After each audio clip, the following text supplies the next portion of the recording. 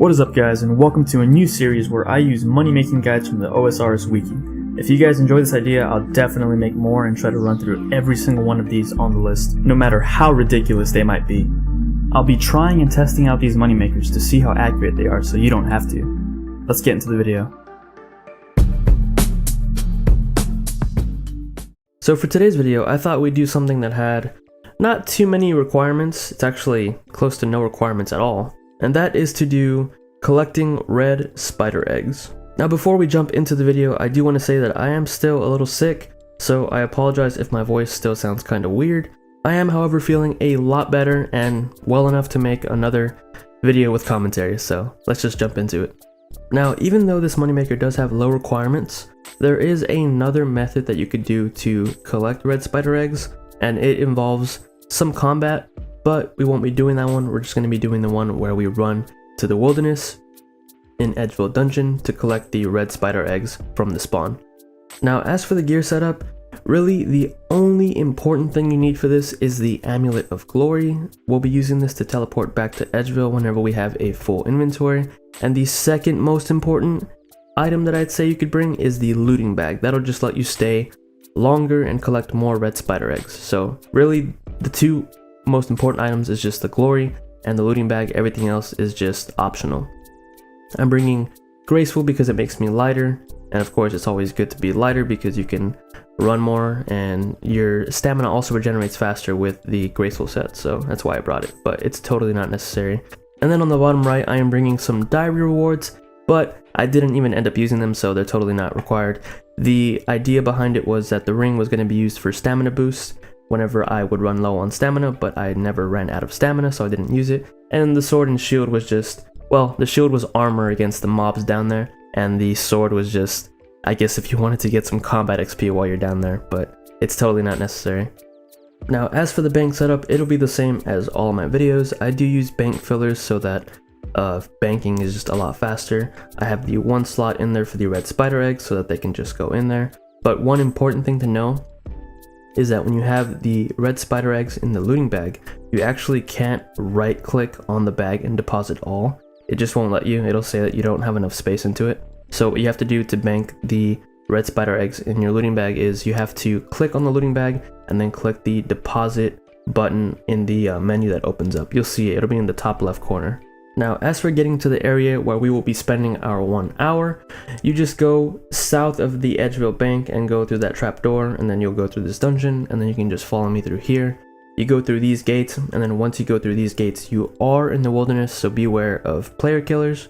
But it's really not a popular spot for PKing. I mean, even if you do get PK'd, you're just going to lose the spider eggs that you've been collecting, which on their own in an inventory won't be a lot of money, so it's really not worth it for PKers to stay down here, especially if you're running around with no gear on.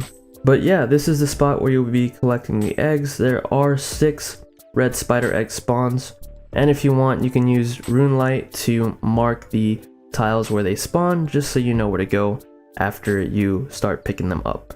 And all you gotta do is just hold shift, or in my case I hold shift, and then I right click, and then the option to mark the tile will come up, and you can mark them with any color. I believe it's somewhere in the settings that you can pick whatever color you want to mark. You can also get rid of the text that pops up by holding Alt and then hitting the minus or plus sign. If you hit the minus sign, it'll hide all those items from the text, and if you hit the plus, it'll highlight them, and then of course you can just turn off the plus or turn off the minus for them just to stay the white color. Another helpful tip is also turning on your player attack options and NPC attack options to either always right click or hidden, so that you don't accidentally click on these spiders if they decide to stand on top of the red spider eggs. This will also help if, for whatever reason, a PKer decides to try and skull trick you. You won't accidentally skull on them and lose whatever 3 items you're protecting, which in my case, I don't even know what it would be, because I brought the full set of graceful because I think below 20 wilderness, you do not lose it. It'll just drop on the ground and you can go back and pick it up. The diary rewards, I wasn't worried about losing them because I can just claim a bunch for free. The only item I guess I was worried about losing was the max cape, because that is fairly expensive to get back. It's like 2.2 mil, so I'm pretty sure I was protecting that. I think the most annoying thing that you would lose would be the looting bag, because before I used to buy them from the bounty hunter shop for like 10,000 points, but after the whole bounty hunter rework, I'm not even sure how expensive they are or how this whole system works, so now I just get them from mobs in the wilderness. I usually just kill these skeletons that are hanging close to the wilderness ditch by Edgeville, but you have a better chance of getting them from higher level monsters, and I think if you go deep enough you can kill like level 1 rats pretty quickly to get the bag as well. Now surprisingly, the spiders that are down here are actually, they could hit fairly often. I was actually pretty surprised. I had 99 defense, and of course I had that shield that I brought to give me some slight defense bonuses, so if you are lower level you might need to bring pieces of food or perhaps some dragon hide that you can wear just to tank a couple more hits. This will also help if there are PKs running around, but again, this is not a popular spot, and honestly, everything in this area is just so aggressive that it would be hard for a PKer to lock onto you and start attacking you. Which brings me to the next topic of the spawn rates of the red spider eggs. It does take quite some time for the red spider eggs to respawn, so I was thinking maybe it would be a good idea to world hop and then just, you know, keep world hopping every single time you collect these 6 red spider eggs. But I found out that it's pretty darn difficult to world hop in this area because literally everything is aggressive. It doesn't matter what level you are, the spiders will still attack you. All the spiders attack you, the skeletons to the west will attack you, the thugs to the south will attack you. It was just a pain trying to hop, so I decided to just collect the red spider eggs and just wait for them to respawn. There might be some easier way to do it so that you can world hop, but I just gave up on it. I didn't feel like running around trying to world hop because most of the time, by the time I would be able to maybe get away, I'd still have to run back to the spot to get the eggs, and by then the eggs that were on the world that I had just left would probably have respawned already, so I just didn't think it was worth it. I also know that back in the day, depending on how many people were on a world, spawn rates would differ. So on higher population worlds, the respawn rates would be faster for certain things. I don't even know if it worked for dropped items, but I feel like that was changed a long time ago, but I could be wrong. Maybe that is still in effect, who knows? If you guys know, just leave it down in the comments below. But for this video, I stayed in a relatively normal world. It was definitely under 1,000 people. And again, I'm not even sure if the whole population thing affected items that were just on the ground. It might have just been like fishing spots or like trees, stuff that you would skill at. I'm actually really interested to know if the OSRS Wiki is going based off the fact that you are supposed to world hop while doing this method, because it did suggest that you would get around 500 red spider eggs doing this method, and I believe we got under that, so that doesn't happen too often where we get under it. Most of the time we go over what the wiki says, but this time it was a little different, and it would be nice to see if it was a world hopping issue or if it was just something else. Maybe spawn rates are different now.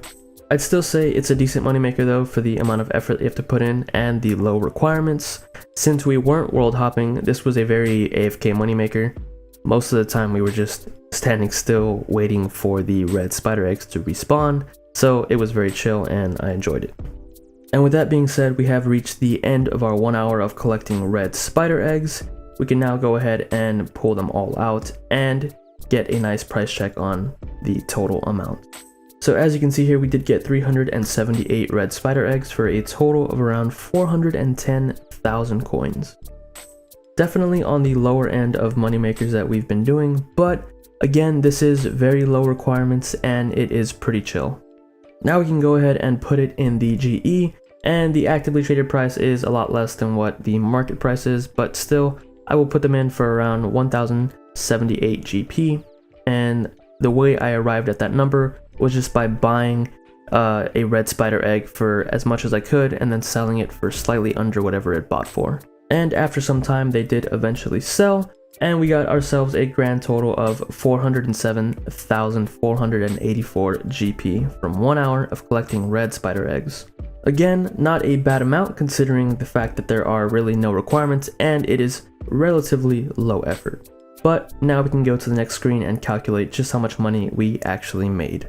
So really the only money we spent during this moneymaker was the money on the glory, And if I sell the glory that I used, it comes out to around 1,462 GP spent, but that can be reduced if you just use the recharge glory spells and bring the glories back up to 4 charges each. So it'll vary depending on what method you decide to use. I've personally never used these scrolls, but they are very cheap. I believe they're around 200 to 300 GP, so it's definitely worth it. I just want to say thanks for checking out the video, guys. I hope you enjoyed it, and if you did, don't forget to give it a thumbs up and possibly a subscription. And as always, I will catch you guys in the next video.